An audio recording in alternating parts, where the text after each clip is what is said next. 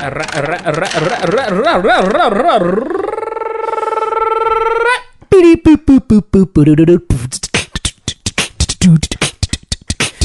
it's Greg and Don. We're back again with our unsquirrelified equipment. We're here to say that we love to play all kinds of video games. We love to get into parties. We love to enter rave parties and take all of their magic candy. I've had so much candy. I've been eating several handfuls of this magic candy. They've got skulls and bones on them. What do they do? I don't even know, but everything is multicolored. Is it? Everything feels like it's a rainbow. Feeling good? No! You're looking a little pale. My brain. Yeah. My brain can't handle these shapes. Greg, I feel like everything is like a background in a SpongeBob cartoon. Yeah, Greg and I, we found a little pile of some, like, strangely labeled... M&Ms, yeah. but they got skulls on them. Yeah, we're not really sure if it was ecstasy. They're non-marked tablets, and we just kind of scooped them all together. They were in this party a couple of nights ago, and Greg and I wandered through. Still popping more? Maybe. You gotta stop, I'm man. really hungry. You're already tripping, though. They taste good. Oh, really? Here, let me try some. Oh. They're like Flintstone vitamins, but bad. Yeah. Yeah, it tastes like laxative. Hopefully it isn't a laxative. I hope so, too. I didn't know laxatives could make you see so much. Oh, it's probably a combo. It's probably a nice little combo thingy there. It's a half and half? Yeah. Yes. Now you can get your LSD and your laxatives combined into one pill. Uh-huh. And then yeah, you could just trip as you get stuck in a bathroom stall inside the bar. Never leave. At 3 o'clock in the morning. Yes. Grabbing the sides of the wall, hoping you find something solid, but it's a wall. Your friends left 2 hours ago. Yeah, so anyway... There's a man with a hand underneath the other stall saying, "Can you give me a fiver?" He's making all these signals with his hand. It seems like he's trying to communicate something. I think he might be a secret agent. Or one of those questionable businessmen looking for love outside of his marriage. Yeah. So anyway, Greg and I found these M&Ms marked with skull and crossbones at this party. It was in the burbs, and we were invited by a mutual acquaintance. And when we saw this bowl full of skull and crossbone tablets, Greg thankfully he always has the Ziploc baggies usually on him, and he just scooped it right through the bowl. And now we got like a little... You never know when you're gonna find some precious food that you need to put in a zippy. Oh, it's beautiful. So now we have this bag of treats, and we're just together, and we set up the equipment, and we started popping them, and we're just going to see what happens here. But anyway, in the meantime, hey, thanks for coming back. I'm Don. I'm Greg. We're the Boxcar Buddies. Yeah, that's us. Sorry about last week. Yeah, we got a little sticky. Yeah, there was some. There were a couple of different reasons that Greg and I just couldn't end up meeting up to record, and so one of them was that, and we now, thankfully, we have some new computer here and a new mixer, because some squirrels got to the old stuff, and then all of a sudden, I couldn't understand it. There was just squirrel guts all over them. Fried squirrel guts, I think. Just completely coated. Yeah.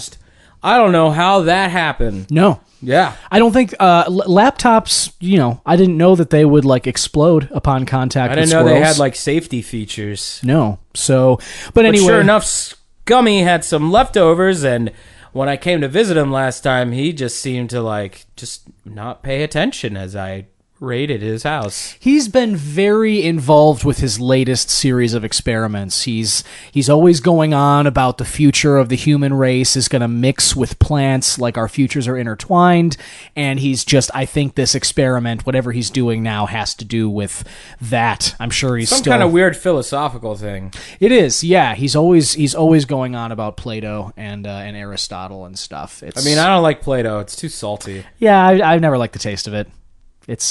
I like when pizza places give you a little ball of it to play with. Yeah, while you wait for your pizza. That's a nice way to pass the time. Mamma mia! It's like I'm making an actual pizza. It's like when my family was alive. Ugh. Yeah, it's, pizza places are fun like that. So anyway, though, yeah, so now we have this new stuff. Thanks again, Scummy. Much appreciated. And again, sorry for not having an episode last week, but we are back with new stuff and better than ever, and shortly to be under the influence of some questionably labeled M&M knockoffs.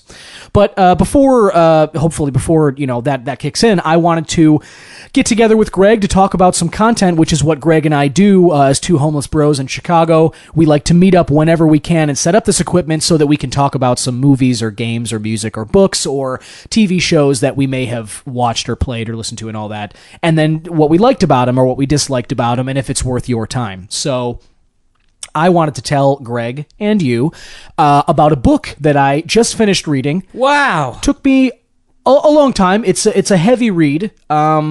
Is it a heavy book? It is. It's kind of a tome. Is it made with stone tablets?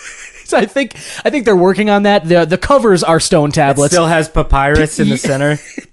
It does. Papyrus and papaya, actually. It's just all in the pages. I don't know what happened to it. I mean, ink didn't really exist back then. You kind of had to use whatever you could get your hands on. Jam a piece of fruit onto a page and try and scribble a message into it. They would cut out like a big giant slice of fruit and they would just start writing it. And you're like, oh shit, my delicious writing utensil is completely gone now. And now I have nothing to eat. Right. Who could have seen that coming? Damn it. But anyway, yeah, that's why books took so long to write back then. But this is this book was called Who Fears Death? And I do. Yeah, I think most people do, actually. It's a kind of it must be a rhetorical question, I think. And I hope so. I mean, as soon as you see that cover, all you have to do is just go, yes. Me. And then you walk away. Me and everybody I know, pretty much. It's a human thing. It's part of the human condition. But anyway, it's a really, really good read. It's about 300 pages. It's the first foray into an adult novel for this author she's actually a professor at Chicago State University, and her name is Nnedi Okorafor. N-N-E-D-I, Nnedi. And then Okorafor. So she's just okay? She's just a 4?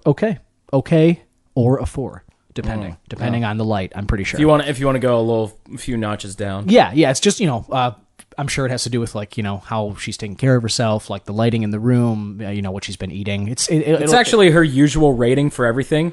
Hey, what'd you think about that Hereditary movie? It was okay. It was a 4. Or a 4. Yeah, 4. So yeah, anyway, she has written more children's books. She's a sci-fi fantasy author, but this is the first book she tried for an older audience. And I haven't read any of her kids' books, but my God, if there's any shades of what she wrote in this one, Who Fears Death, those kids are going to be totally fucked up mentally. This book is so dark. Like, I love it. It's the way I think of it is, for anyone who read The Kite Runner or maybe saw the movie Beast with No Nation, I think on Netflix with Idris Elba, there are these themes that run through both the book Kite Runner and that movie that are like really disturbing because it has to do with like mutilation of kids, weaponized rape, like sexual stuff, like some really... How can you weaponize rape? Do you have a dick gun?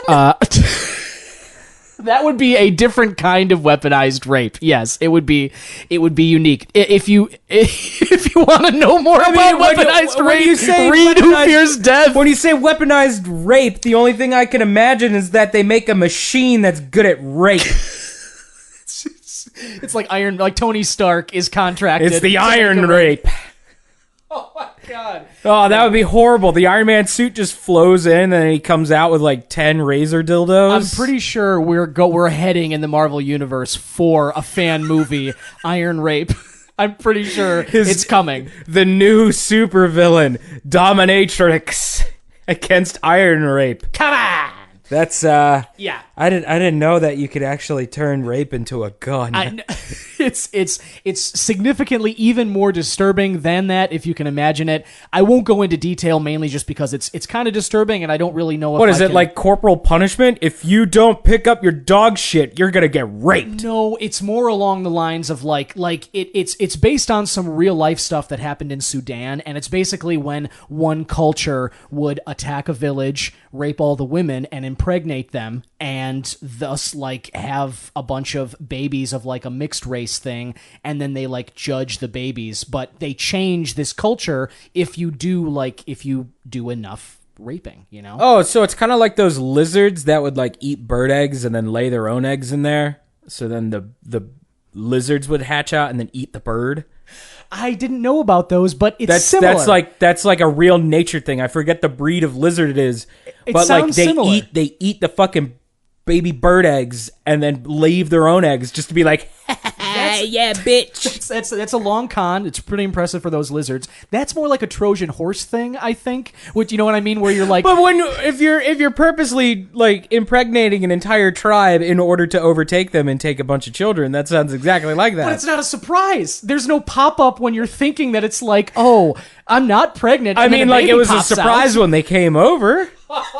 It's a horrible surprise. The little revving of the scooters. It's a surprise that signals no the one attack. wants. No, That's it's the not. bad kind of surprise. No, thank you. There's no one with cake. There's no balloons. No It's just birthday rape. for me. Thank you very much. But anyway, yeah, that is one of the themes that the book deals with. So it's like in that regard, you take like elements from the Kite Runner and that movie, and then you mix it with like a Game of Thrones, because there's all that. Then you throw in sorcery and shape-shifting and magic, and like it's a fantasy thing, but juxtaposed with this horrible real world environment. Like, So it's like dark. If Mad Max had wands.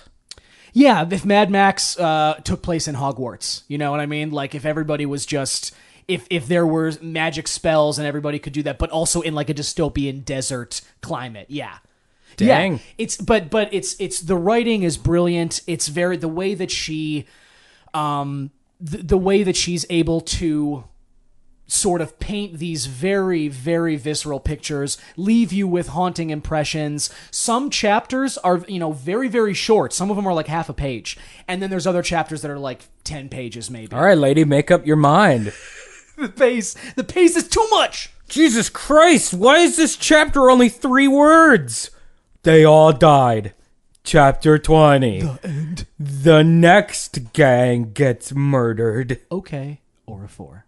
Yeah. So, but anyway, though, it's like I said, it's like 300 pages. It's kind of a weighty read. There are parts of it that I had to stop reading after because of the imagery. Excuse me. Oh boy. Tasted like laxative. Those pills are really breaking in for you. Yeah, one of them I think it might be actually. God damn it! It's caught. You see, it's caught. Ugh. No, don't. Come on. Ew. Come on. Ew. Okay. Yeah, it's starting to go down now, I think. Yeah, anyway, The more I look at it, the more I hate it. Really? I cleaned it, though. Cool. So it is cool. It just sounds like a burden. It doesn't sound like it benefits anything. It's like a fish tank. Like my hand. It's like having my a fish hand. tank. My hand has a purpose to grab things. But since you saw that I put the little light in there, right? This is going to help us cross streets at night now. This is a great thing to have. Or it will cause deers to freeze in place so we can hunt them. It will. Oh, I didn't even think about that. But yeah, yeah, you didn't you're think right. about getting some venison up in this? I didn't. I was just thinking Make about crossing some the deer streets. jerky? Yeah, I would like that very much. Yeah, but anyway, I'm gonna. Yeah, I'll tuck that back up. please. But anyway, who fears death?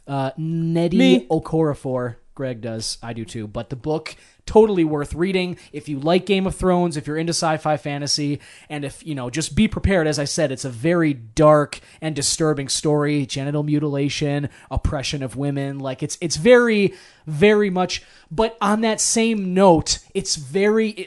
I know what I just described doesn't sound like it would be empowering of women. No, because it has weaponized rape. Yes, but the way that this narrative... The journey that it goes on at the end, it is very empowering for women. Interesting. The hero is a young woman. She's the sorceress. She's the savior of everything, and that's who you're following. And she's dealing the entire book with cultures, not just her own, but everyone's, who write women off. Women aren't allowed to do anything. They're like property. It's very much like that, and yet she changes everything with her abilities and all that stuff. Well, they're magic. It's very, very cool. She uses spells to stop the patriarchy. She's a shapeshifter.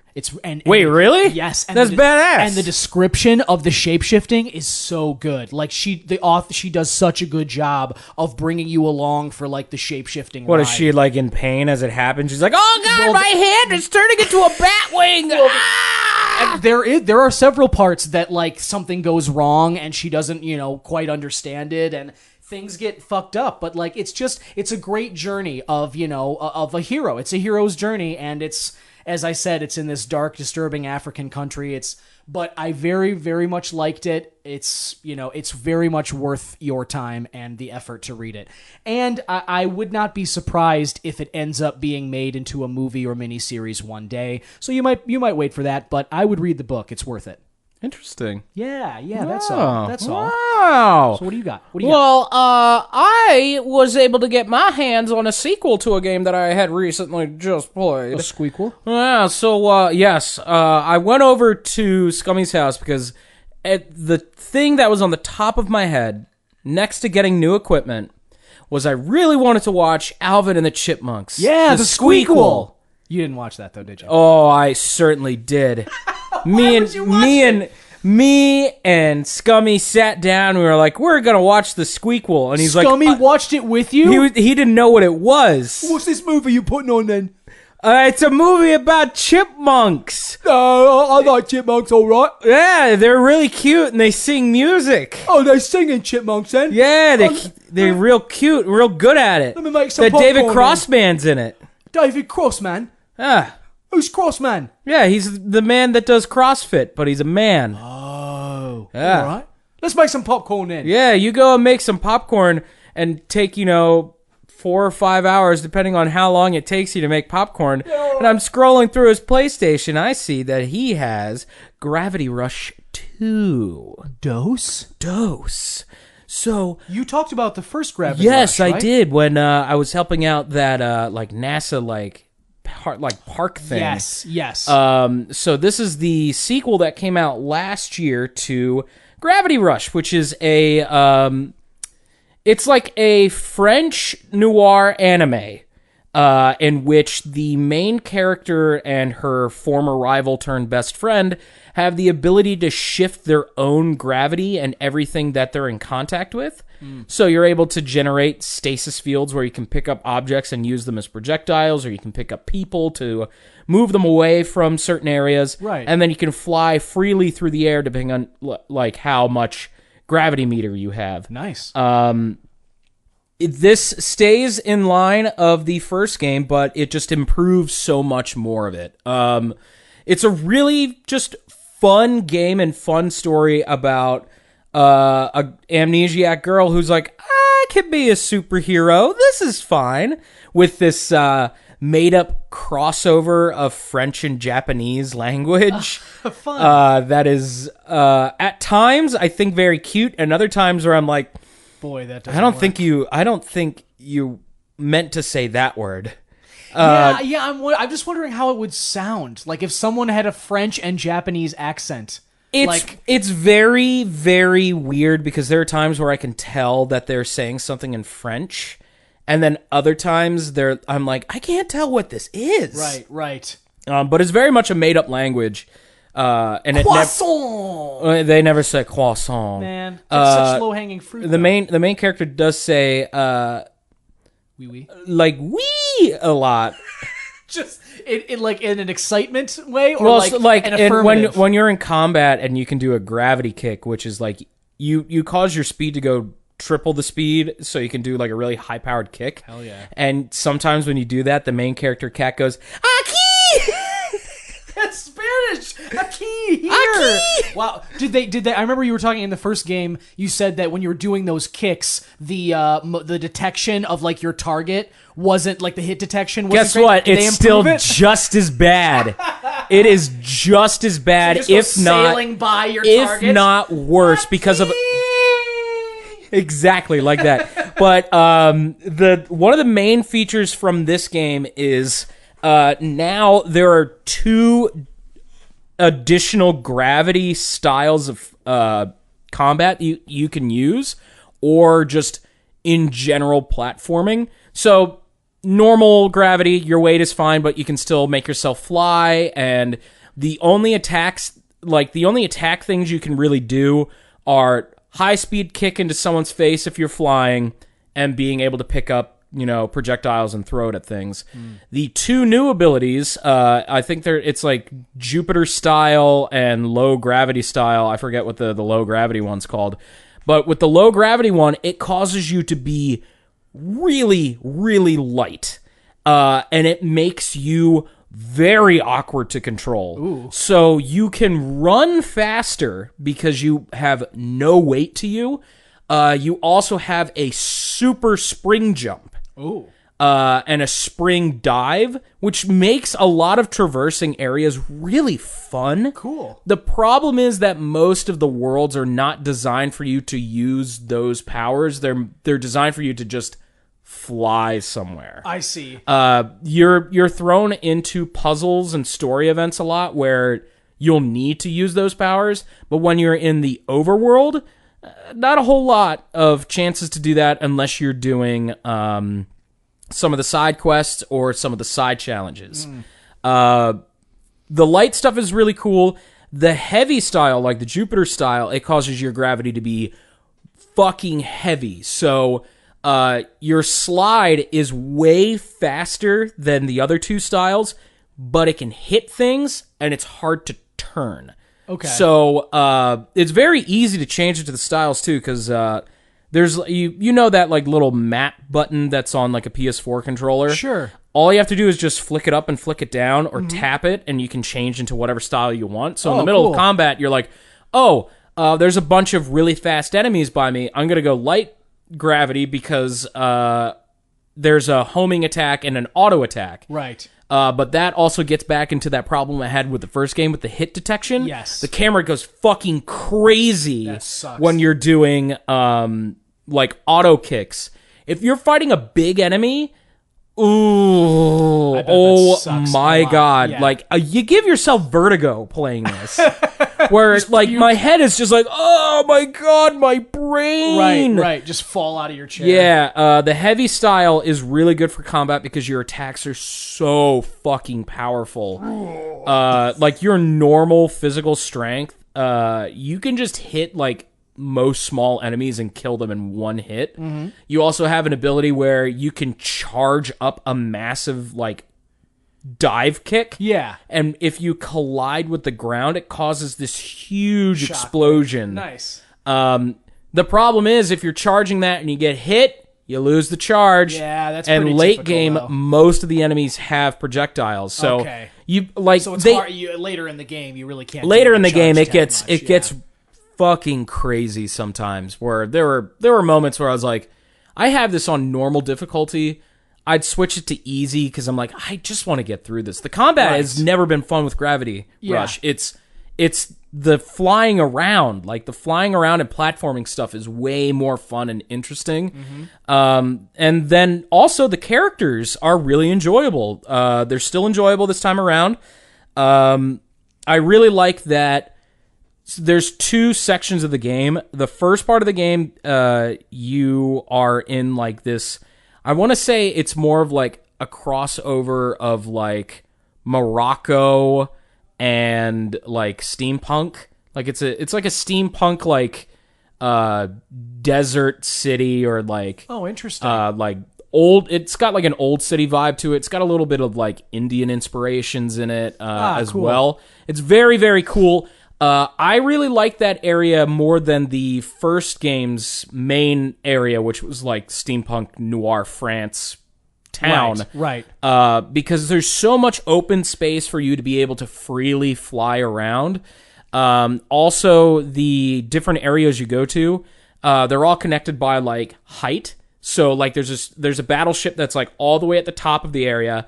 There's the rich people area. The middle ground is like common area, marketplace area. Oh, cool. And then you go below, and that's the slums. So and it's like a bunch of vertical city. Yeah, That's it's a kinda vertical cool. city, and I think that's way more easier to travel through Yeah. and more fun to do. Well, for the movement than, mechanics of this game, sure, that sounds exactly like what you want. because the first game's area, like Hexville, I think that's how it's pronounced. is pretty much intact. Like, you go back to that city the second half of the game, and it's exactly the same as the first game, and that's a problem. Because there's multiple levels to each of the town's areas, but there's so many walls and pipes and shit. Like, visually, it looks great, and it adds... The towns are a character. Yeah. And that's what I've always liked about Gravity Rush. Yeah. But traversing them is not fun. Yeah, I gotcha. It can be a massive pain in the ass. That sounds a little like a Kingdom Hearts feel to it, right? Where like the towns you go to or the worlds you go to, the different planets are like they are as much a part of like the game as like, you know, as it's your, 100%. as your party. Yeah. Because I mean, like your character, like Kat is a superhero, and all the side missions, all the main story stuff is you being like a superhero. Like you're helping people out. You're like taking out bad guys. You're fucking saving people from burning buildings and shit like that. This game added a lot more shit than the first one. So, because the first game, there were only two things you could do: story and side challenges, which is how you would make money. Side challenges still exist in this game, but they're not as spread out. Like, you'll get like 2 every new story mission, whereas pills. Yeah. The first game, like, after you beat a story mission and you unlocked an island, you would get a lot of challenge missions. You would get like 5 or 6 in like each hub of the city. Yeah. So like there are parts of this game I think are better than the first game. Flying around feels better. Combat, it's like hit or miss. I like that they added more stuff to it, so you're not just gravity kicking into fucking everything. Right. But at the same time, like, the camera controls are still not great. Also, I noticed a lot with this game that the frame rate issues are really bad. Oh, yeah? Yeah, Laggy? It gets really laggy in some areas, and that was really disappointing because always frustrating. The first one ran perfectly on PS4. I know the Vita version had like some issues, but when it was ported to PS4, like not an issue. I had no issues with that shit. Yeah. Also, I'm really fucking disappointed. There was a competitive side to Gravity Rush 2, but the fucking servers are now officially shut down. No way. So what you could do was you can challenge other players directly. You can challenge their times in like the time attack trials, and you can also take pictures of hidden treasures and send that around to see if people can find them using your hints. Well, that's interesting, but the servers being shut down touches on like a larger issue of any online aspects of games. That was the whole thing with Titanfall, is that like that was a cool game. People enjoyed playing with the mechs, and yet after a while, it became clear that, like, well, wait a minute, one day these servers are going to be shut down. And everyone stopped playing it because of that. Because Titanfall, in case you haven't played it, is an entirely online game. The first one. They changed it with the second one. Still not a great game, but Titanfall 1 was all online. So you've got this game that is dependent on other players for you to have a match even, and yet they didn't have dedicated servers to it. One day they were going to be shut down. Yeah. So everyone stopped playing it. And so... Well, Gravity Rush didn't do that because there were a lot of people still playing with the servers. Just not the numbers that I guess Sony wanted to keep an eye on anymore. So Sony shut them down, though. Sony just shut them down. Yeah. Like right on the 18th. Yeah. Like they are officially done. But like doing those challenges gave you stuff though. Yeah. Like it wasn't just for the sake of doing it. It's like, oh, you get extra costumes. You get a talisman where you have unlimited gravity power. Yeah, for sure. And I was very lucky in, that span that I was at Scummy's house. I was able to get the amount of tokens you need. Nice. So you can unlock all that stuff. But for any future playthroughs, they're not... you can't get access to any of that other stuff. You can't get access to those extra costumes. Yeah. You can't get the extra items. You can't get the equipment. And that's really sad. Well, the reason behind why a company would shut servers down is kind of irrelevant. My point is that when you have content that's accessible by playing on servers, which then get shut down, people aren't going to be able to enjoy that. Just like you said, anyone who plays Gravity Rush 2 in the future, they're not going to get the things that they're not going to get. They're not going to have the multiplayer aspect of it. Yeah, and that sucks. It sucks, but there's still a lot of stuff to do with the main story. Well, sure. I mean, like that's fine, you can still find the treasures. You're just not going to be able to do like, oh, you got a hint from somebody, which was way more fun. Yeah, this time, like you have to. The communal aspect aspect of it is gone now. Yeah, and that's a crying shame. Yeah, and that's just kind of what I'm saying is that like I don't, I think that. I just think now, depending on what you're trying to achieve as a game maker, like if you're trying to give people some gifts, or if you're making a community aspect to a game and then you shut the servers down, it's like you're sort of closing the book on that part of the game. It's like you're saying, you know what, like, this was fun, but it didn't work out, and now no one's going to have the chance to do it that way. Yeah, anymore. What they should have done is found a way to update it so that you can just get your hands on that stuff, like, organically. Right. Like, you can find the treasures on your own with what you needed were the Dusty Token unlockables. Dusty Token. You would get them Dusty Tokens for crushing that speed run of giving mail to people. Or this other one where you have to pick up people and jettison them into a cafe so you can get a costume that makes you dress up like a maid. Yeah. Fun. That's always a maid costume. A maid costume is great. Yeah. There's one you can dress up as a Japanese pop idol. Because apparently TVs exist in this world, in the steampunk world. Pop idol. But no, I really enjoyed Gravity Rush 2. The ending went really weird. Oh, yeah? Like, it came out of nowhere. Like, I felt like they were like, okay, they built up this villain. I thought it was done well. I thought the final boss fight was kind of like, it's like an Akira moment. Uh-huh. It was just someone turning into a big tumor.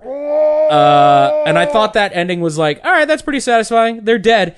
But then after you beat all that, they're like, okay, you know how your main character has amnesia? We're going to solve the amnesia. So he remembers everything. So she remembers everything about herself. So the final, 2-3 hours kind of just come out of nowhere. Okay. And it doesn't really let it sit itself in you. I'm like, cool. Yeah, sure. The problem is that Kat as a character never really gave a shit about her past.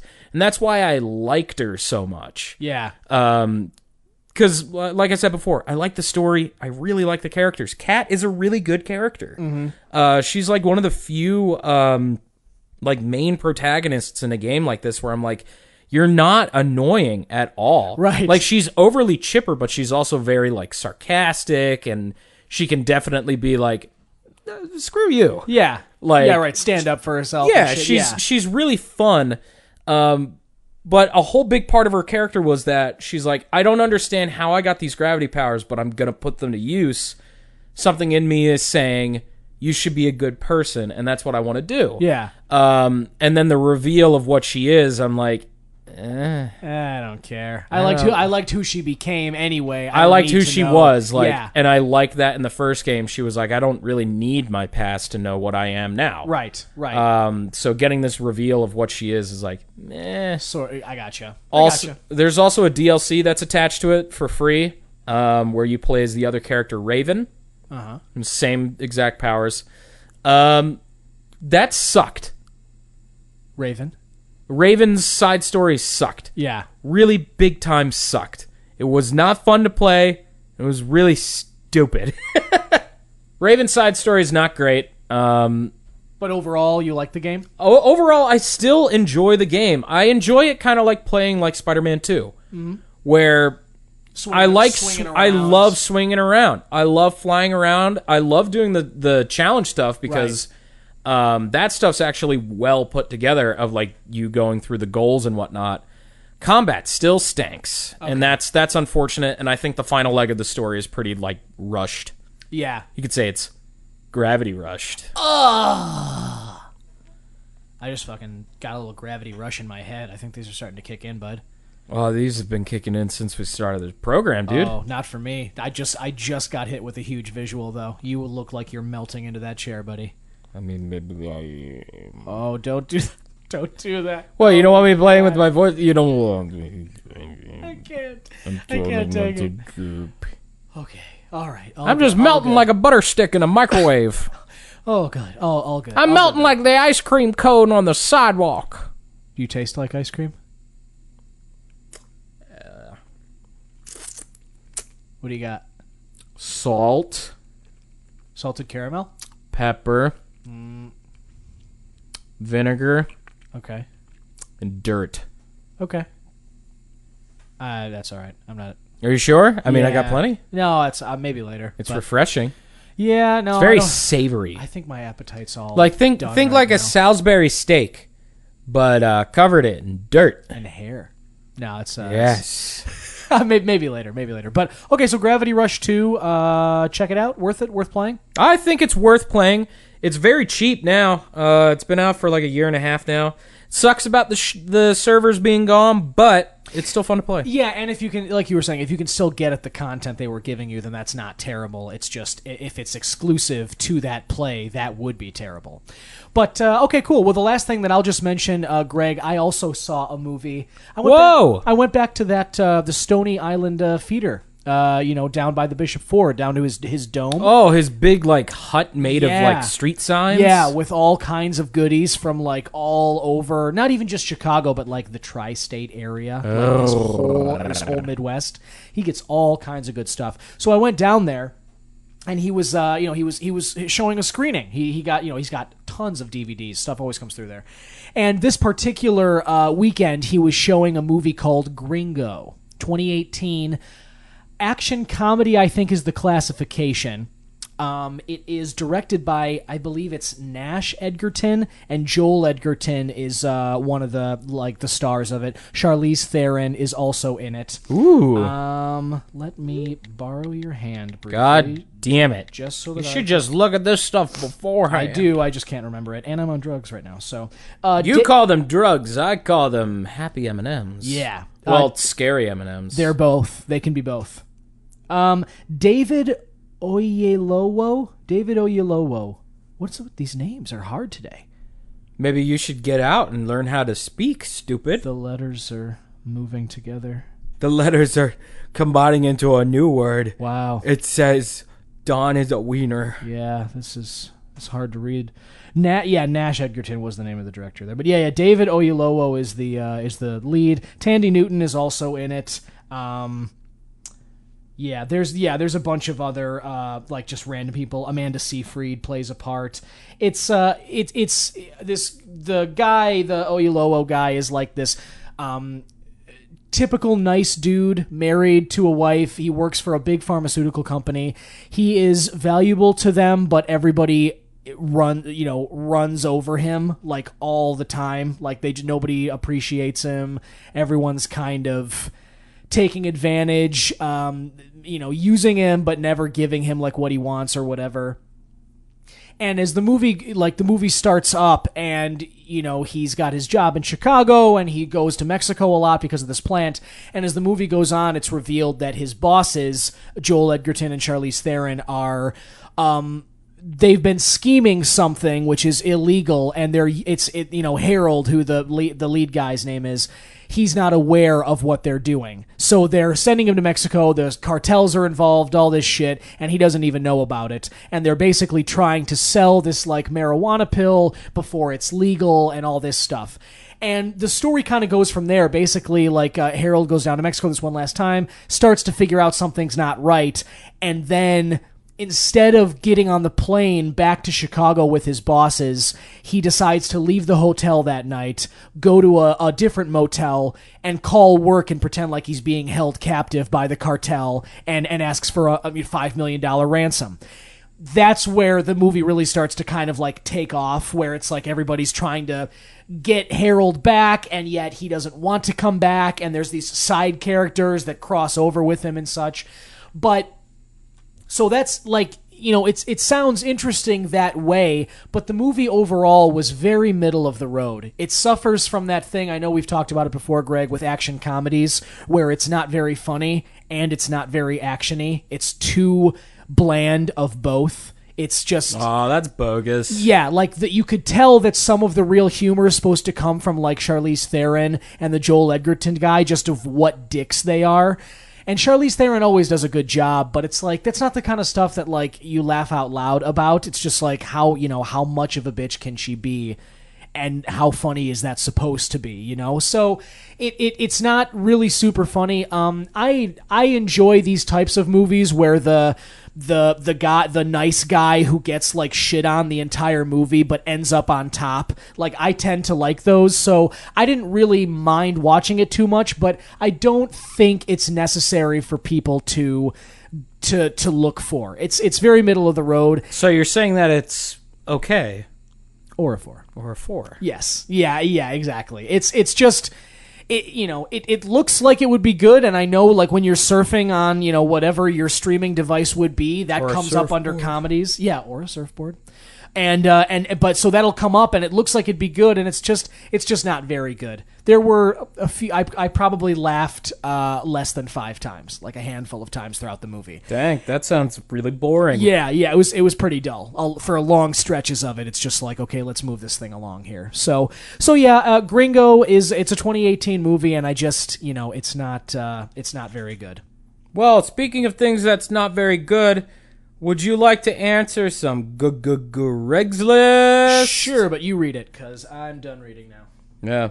How's your brain doing? Scrambled, I think. I think we're approaching omelet status. I feel mine is being whisked into a fine souffle. Ooh, it's like the walls are breathing, sort of, in and out. Looks like lungs expanding and contracting to me. If I look at you, it's like everything around me is just moving far away and close and far and close and far and close. Well, maybe you shouldn't sit in that rocking chair then. No, I like this. It feels like home. It's comfortable. All right, well... It's my safe space. Well, we got a question here from Nina from Mayfair. Okay. Hi, Nina. Nina says, hey, boys, like the show. Thank you. I know you record in boxcars. So we do. But where do you sleep at night? Ooh, Nina. Nina Good asking question. them saucy questions. Tough questions. That is, Nina brings up a great point. We are homeless, and it's not... We don't have a regular place to go sleep, but I know both Greg and myself have collected a bunch of spots over the years. One of my... We just kind of like rotate. Yeah. It's there's some nights it's not great. I can't my preferred spot is on the roof of this high rise. It's there or at Scummies. Either way, like I like rooftops a lot, but I can't always get to them, or like people might be working on them or something. So some nights under an overpass in the parks. On an L train. Have definitely hopped onto a CTA train. The Red Line's a good one because it's a long, long path, and you can just catch some shut-eye between Howard and 95th for sure. Nice. Oh, man, my usual places. I usually take up the janitor's closet at the Free Clinic. Oh, yeah. But Freak doesn't like me in there anymore. He I don't know why. I think people have been, like, taking his equipment. Really? At the Free Clinic? What? So they've been putting on padlocks to the door. Okay. And I'm like, oh, this sucks. So I have to blow off all these locks so I can get back in. Just to your sleeping spot. Just so I can get to bed. Jesus. I'm like, Freak, jeez, you got to find out who this guy is, because it is really getting in my sleeping habits. It's too hard to get to the bedroom that way. Yeah, it's such a pain. Like, I've already taken all these jackets and turned it into a perfect little nest that I just flop down into. Totally. Scratch it up a little bit and just sit down in my perch. There's also a bit of a pit underneath the Harold Washington Library, and I spent about 6 months tossing like sleeping bags and sheets and anything like relatively soft down into it, and then just a few months ago I hopped down into it for the first time. Not as deep as I thought, and now it's just a total cocoon down there, and I like that too. No air movement though, so I wake up pretty thoroughly soaked in sweat when I do sleep down there. But what you should do is sleep where I've been sleeping during the summertime. I usually like to chill out at the Montrose Dog Beach. Oh, yeah, no kidding. Yeah, so either I grab a couple of sleeping bags that I've been collecting, or I like to dig myself a little hole and then put like a tarp on top of it, wrap myself up, and then bury everything but my head in the sand. Cool. So then that way, I'm not cold at night. Yeah. I'm still a little toasty. Yeah. And then dogs see me in the morning. They're like, They come lick you and wake who's you this up. saucy boy? What's up? And they act like my alarm clock. Yeah, that's nice. These dogs just come by, just... Do their owners I'm ever say awake. Do their owners ever say anything? No, they usually say something to the dog, like, oh, back, Get back. away. Get away from that. One time I saw a dog vomit after he licked me. I don't know why he did that. Me neither. It was quite a conundrum. I was really upset, too. I was like, What's your problem, I'm dog? not that bad tasting. No, I'm not chocolate. You're not supposed to be poisoned by me, dog. Yeah, dog. What's up, dog? Yeah. What is up, dog? You're the man now, dog. Do you say that stuff? No. I've never said that to a dog. You should. I bet it would get a good reaction. I bet you it wouldn't puke. The dog would probably do what all dogs do. It would bark at me. Excessively. They do bark excessively. And they also bite me sometimes. Excessively and incessantly. Yeah, they only do it to their family members. It's like, Incestually. here's mom. I'm going to bite her. Oh, Keep it in the fucking family dogs. of these bites. No shame. They have no shame whatsoever. You can't. There's a them. pecking order Mm-hmm. in the incestuous relationship between dogs and their owners. And birds. You know, it's just that when they're fucking the birds, you have to abide by that. Well, unless they have lizards in their nests. Yeah, and then it's the surprise. That's Surprise! the surprise. You're dead. Okay, so that hopefully those answered some of your questions, Nina. Hopefully that clears things up. Yeah, for you. Nina. There you go. Those are our usual answers. Yeah, But yeah, like finding a good sleeping spot is like it's an art form. it is an art. Oh my God, Greg is just a fucking skin pile right now. Wow, this is really starting to freak me out. Greg, What? I have to get outdoors. What's the matter? I have to feel the wind now. Do you hear that? Do you hear that underneath the floorboards? Don't. That incessive beating? Don't. Fuck The with beating me of right that now. telltale heart? No, I can't Underneath the see floorboards the of this eye. boxcar? I don't want to see the eye. Well, Don's freaking out over these tasty M&Ms. Little crybaby. What you should be doing if you want to be a part of the show is send us your questions at GGGregslist@gmail.com. That's Greg with 3 G's at the top. Send help. Well, you don't need to send help. Just send questions. Like, how's your day? What's your favorite kind of curry? I like Japanese curry, but Thai curry is my favorite. I like to curry favor. Well, you should be taking a breather. Sorry, Donnie's in the fetal position right now, and he is weeping. In any case, Daddy. you can always listen to us on Podbean, iTunes, Android stores, and wherever you want. It's a free country. You can download us anywhere you want. But we appreciate you listening. This has been the Boxcar Buddies. I'm Greg. He's a big giant crybaby baby, and we'll talk to you next week after we're done eating these M&Ms.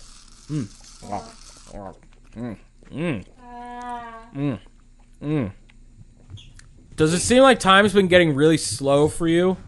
I gotta get on these floorboards now. It feels like time is getting really slow. No. I don't want to slow down anymore. I'm gonna get the. I'm gonna get this heart.